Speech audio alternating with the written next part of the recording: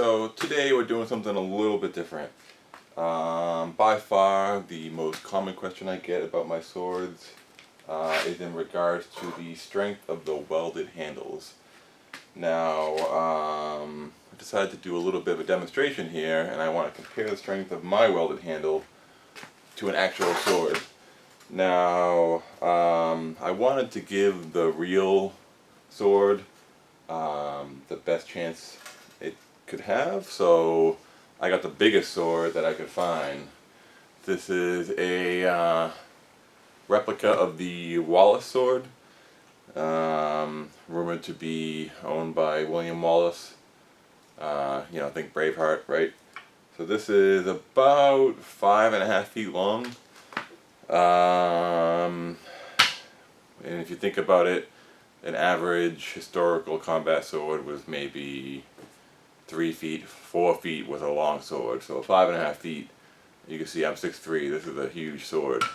It weighs about 6.5 pounds, I would say. I think that's what I read, which is absolutely hilarious for a real sword.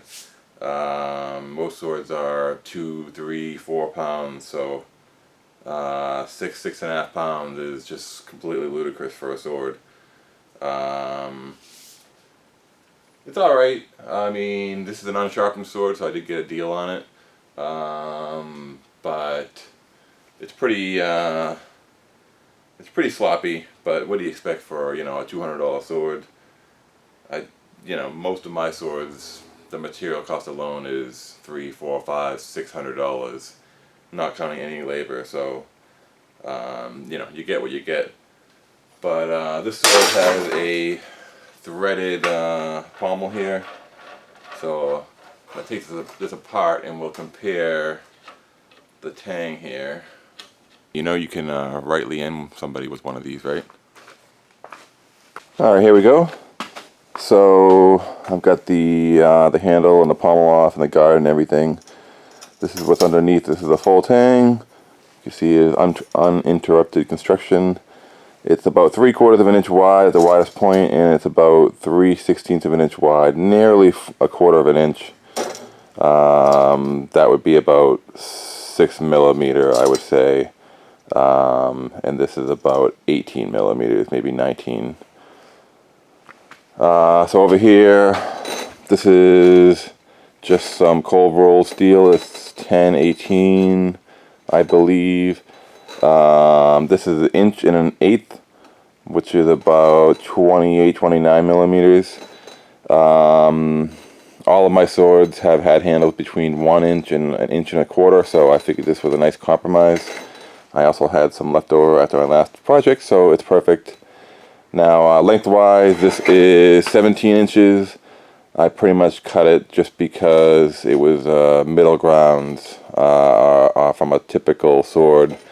I would say 15, 16, 17, 18 inches is what I usually make. So it's right in the middle. I'm going to weld this. This end is going to go down here. As you can see, I have beveled away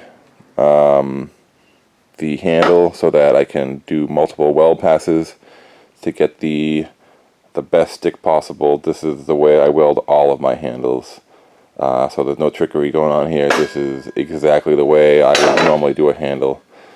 So we'll get that welded up, and then we'll get to testing.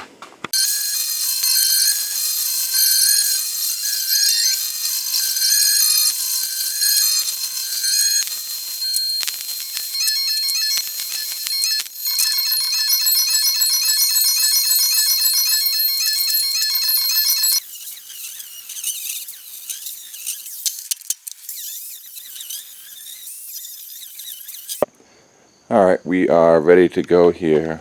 I welded a small platform there, so I'm not getting glancing blows on the smooth surface. I got my biggest welding clamps on, and I welded that backside down, so this should stick. I've got it right over the foot of the table. This table weighs a good 500 pounds or so, hopefully it holds up. I'm going to start.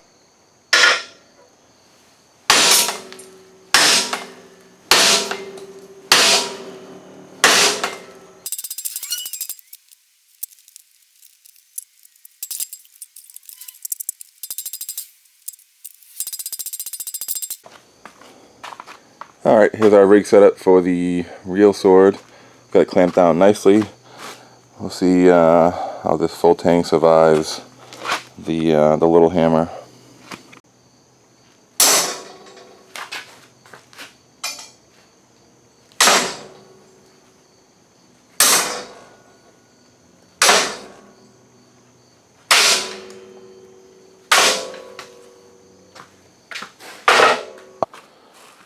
Alright, so here's the aftermath. I basically bent it almost 90 degrees with 5 swings of the hammer. It really should have been even less than that, but it's so wimpy that it just was kind of bouncing with the hammer blows. It wasn't flexing all the way. As you can see, I mean, I can literally just pull that up with one hand without even much effort. I mean, it really should come as no surprise. There's probably 1/10 as much metal as there is in this connection. And speaking of, so this was 50 hits with the hammer, and it bent it at a 14-degree angle. I measured it. See, there is no sign of cracking or anything anywhere along that weld. And just in case you thought I was mailing it in on those hammer strikes, you can see how much it dented the steel. It actually bowed the whole thing. That was a flat piece originally, but I just hit it so hard it started kicking up in the corners here. You know, I pretty much did everything I could to put as much force on this as possible.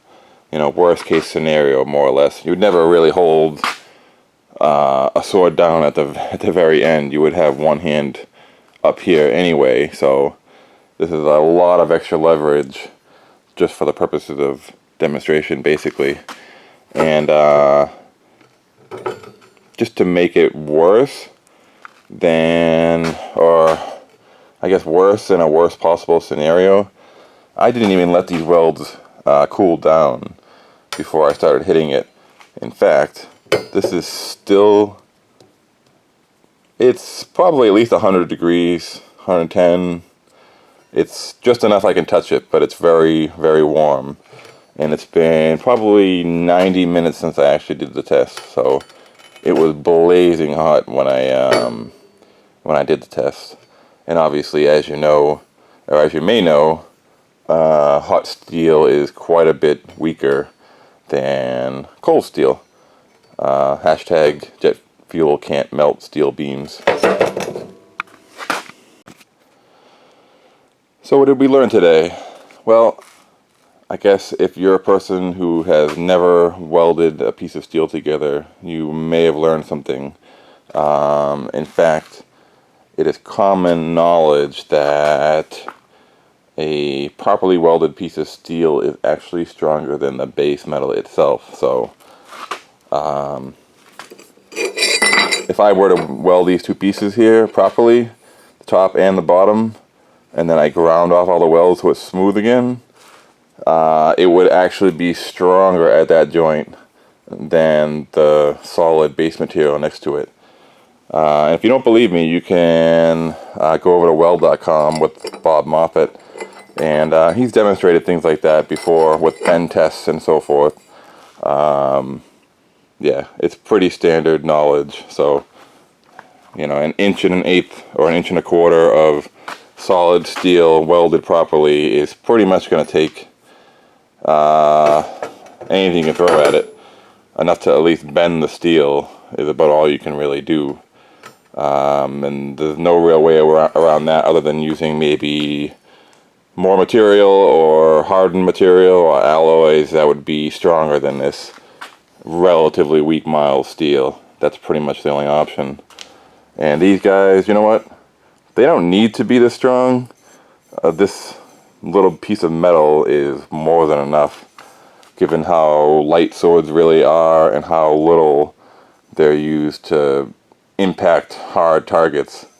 You know, realistically speaking, this blade would probably bend if I hit something hard enough with it. So, you know, the handle strength isn't really all a defining characteristic, let's just say. The reason why welded handles get a bad rap usually is because you'll buy some cheap Chinesium sword and the tang will be about this thick all the way up. It'll usually be a piece of threaded rod, and then it'll just be a little tack weld, literally the smallest spot weld you could imagine, just holding it on. So of course you start hitting something with that sword and that weld is going to snap, but that's just the nature of mass-produced, factory goods, basically built to the cheapest possible configuration. In the situation we're talking about, with custom one-off swords, it's really not a concern. So anyway, that's the video. I hope you enjoyed it, or found it amusing at least, or maybe even learned something. I just thought I'd put a quick little clip out there for people who have never seen something like this before. Hope you enjoyed it. Till next time, thanks for watching.